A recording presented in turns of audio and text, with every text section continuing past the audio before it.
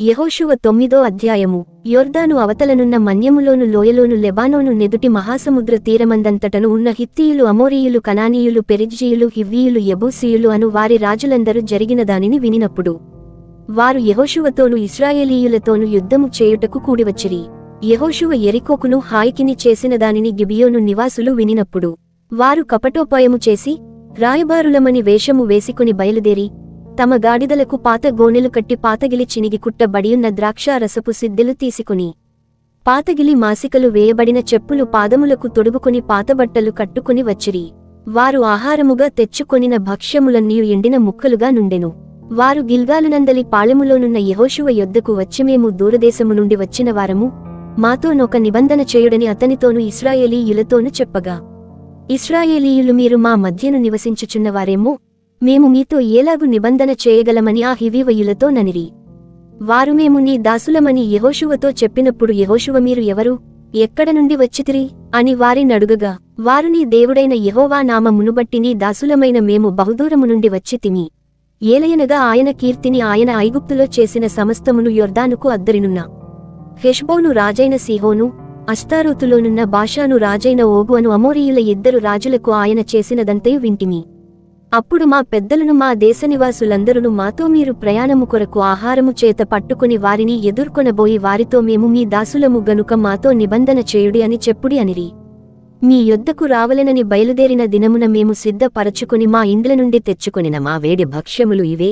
ఎప్పటికీ అవి ఎండి ముక్కలాయెను. ఈ ద్రాక్షారసపు సిద్దెలను మేము నింపినప్పుడు అవి క్రొత్తవే, ఎప్పటికీ అవి చినిగిపోయెను. బహుదూరమైన ప్రయాణము చేసినందున ఈ మా బట్టలను చెప్పులను పాతగిలిపోయెనని అతనితో చెప్పిరి. ఇశ్రాయేలీయులు యెహోవా చేత సెలవు పొందకయే వారి ఆహారములో కొంత పుచ్చుకొనగా, యెహోషువ ఆ వచ్చిన వారితో సమాధానపడి వారిని బ్రతుకనిచ్చుటకు వారితో నిబంధన చేసెను. మరియు సమాజ ప్రధానులు వారితో ప్రమాణము చేసిరి. అయితే వారితో నిబంధన చేసి 3 దినములైన తరువాత వారు తమకు పొరుగువారు, తమ నడుమను నివసించువారే అని తెలిసికొనిరి. ఇశ్రాయేలీయులు సాగి 3వనాడు వారి పట్టణములకు వచ్చిరి. వారి పట్టణములు గిబియోను, కెఫీరా, బెయేరోతు, కిర్యత్యారీము అనునవి. సమాజ ప్రధానులు ఇశ్రాయేలీయుల దేవుడైన యెహోవాతోడని వారితో ప్రమాణము చేసియుండిరి గనుక ఇశ్రాయేలీయులు వారిని హతము చేయలేదు. కాగా సమాజమంతయు ప్రధానులకు విరోధముగా మొరుపెట్టిరి.